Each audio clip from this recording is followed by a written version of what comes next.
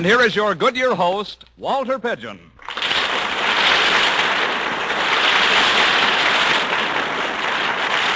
Thank you, Toby Reed, and good evening, ladies and gentlemen. Tonight we tell the story of an American as you and I know Americans, level-headed in business with a strong sense of justice and, well, a streak of sentiment that wide. The title of our play is Thief is an Ugly Word, adapted by George Travis from the Cosmopolitan magazine story by Paul Gallico. I will play Augustus Swinney.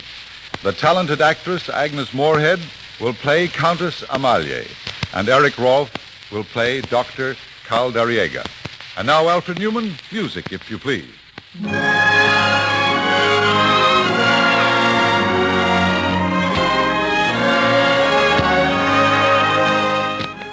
My name is Augustus A. Swinney. I'm in the telephone book as a refrigeration engineer.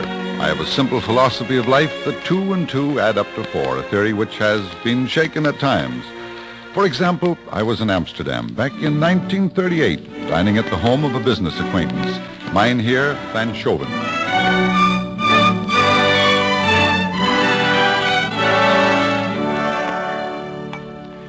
Mr. Swinney, you enjoy the Javanese coffee? The nectar of the gods, Mynheer. I am fond of the mellow things of life. At my age, I seem to find a satisfying companionship with him. Mynheer, I must ask you about the picture hanging over the fireplace. It's a Rembrandt, isn't it? Yeah. I haven't been able to take my eyes from it. How it lives. It is called The Old Woman of Haarlem. My ancestor, Piet van Schoven, received it from Rembrandt in payment of a debt. Ooh, what a payment. The story is told that my ancestor considered himself badly paid. Your ancestor lived before his time. Yeah, you see, Piet made a pair of leaden boots of Spanish leather for Rembrandt. The leather cost him 11 florins. He did not consider the picture worth it. How do you feel about it? I feel that that picture is not just an art treasure, but is one of the richest, warmest parts of my life. I can quite understand that. And I think I shall never forget this evening, Mynheer.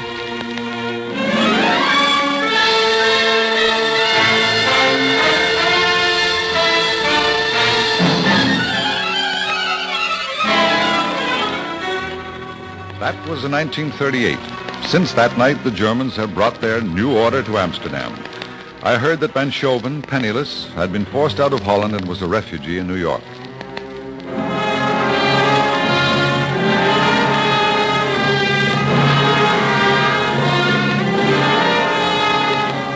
What can I do for you, sir? You have a department engaged in locating stolen works of art, I believe. Yes, sir. Second floor, Metropolitan Museum of Art, office 214.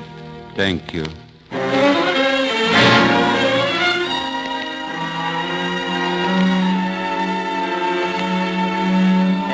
What is the art object to which you wish to lay claim? The Old Woman of Haarlem by Rembrandt. Great heavens, are you that Van Schoven? I was.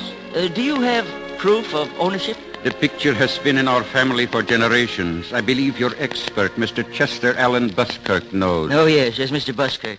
He's a little too internationally art-conscious for us. At present, we can do no more than list these properties and the whereabouts of their rightful owners. Germany has stolen so many that there's very little chance of their being recovered, at least until the Germans have been defeated. Thank you. I quite realize that.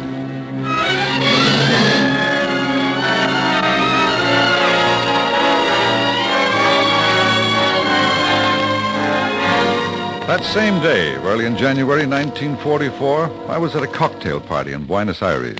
The occasion was the exhibition of a new art treasure, just acquired by Alfonso de Parana, millionaire art collector, and sponsored officially by Dr. Jose Caldariega, Minister of Culture of the Republic of Argentina.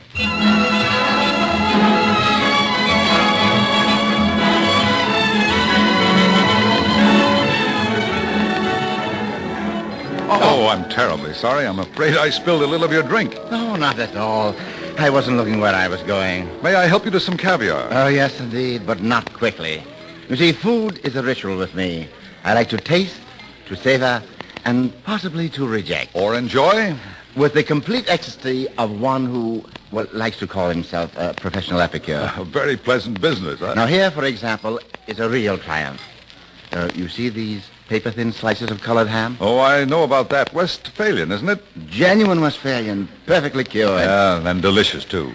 Oh, I haven't tasted one, a real one, for years. The secret lies in the process of smoking.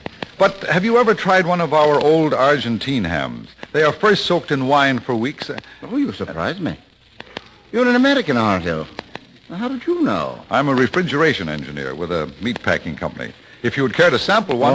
Unfortunately, I'm flying back to New York tomorrow. See, I flew down only yesterday at the invitation of Dr. Calduriega. Ah. I'm sorry. Voila, mon ami. Well, here is the lady as I promised. Ah, my sweet, I have been desolated. I thought I would not see you. I always know when you are in town, my friend. Oh, I'm terribly sorry. May I present... Oh, I did not catch your name, sir. Swinney, Augustus Swinney. Countess Amalia, may I present Mr. Augustus Swinney? How do you do? How do you do? You know de Ferrano, of course? Oh, yes, indeed. Now, if you'll forgive me, I must have a moment with you, de Ferrano, before we look at the picture. Will you pardon us? Oh, yes, Certainly. of course.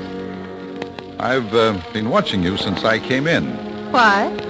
Shall I be polite or shall I tell you the truth? You do not look as though you need directions. All right, the truth.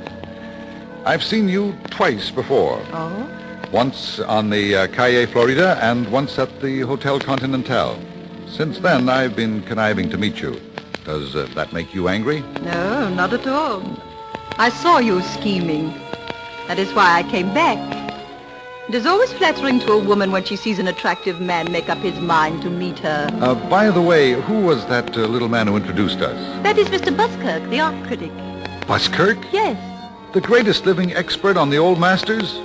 Ooh, there is a more important exhibit here than I had thought. Why do you say that? Well, for the good doctor to fly Mr. Buskirk down from New York adds up to a pretty important project. Possibly. I'm trying to determine your nationality, Countess. Oh, it is a blend. Ah, a blend that has inevitably resulted in a very beautiful woman. You don't waste much time, do you, Mr. Swinney? I don't have much time. The doors to the library are opening.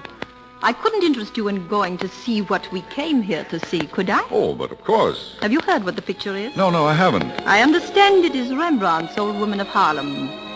I don't believe it. Why not? Oh, because even the Germans wouldn't dare. If you will look up, Mr. Swinney, you will see that somebody dared. I still don't believe it. Ladies and gentlemen, I will ask Mr. Chester Allen Buskirk to examine the picture and verify the authenticity. Mr. Buskirk. My friend, this is unquestionably authentic. Unquestionably Rembrandt's Old Woman of Harlem. What a picture. How it lives. I used those same words once myself. What would one not give to possess such beauty? That's exactly the word, possess. You sound bitter, my friend. To possess the Germans have charred and blackened and defiled all of Europe. Softly, Mr. Swinney. Every nation is represented here. Come, let us talk to Mr. Buskirk.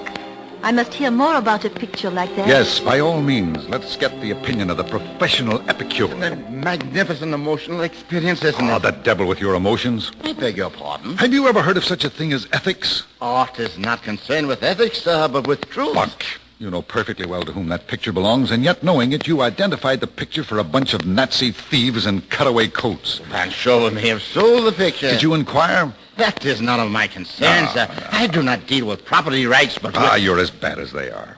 You are insulting, sir. I am here as the guest of a government official. I shall see my host.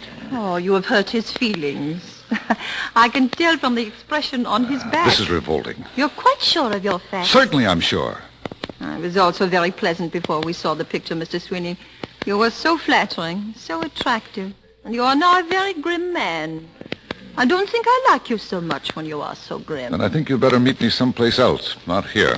Well, that sounds more like the man I thought you might be. Ladies and gentlemen, for the presence of this great painting under the roof of Senor de Parana, congratulations are due to this great art patron of Buenos Aires. I can't stand much more of this. Quiet, you must be quiet. Ladies and gentlemen, that picture has been stolen. That picture was stolen by the Germans from Jan van Schoven, a Dutch refugee now living in New York. I am removing this picture, which is the property of no one present, and taking it into custody until it can be returned to its rightful owner.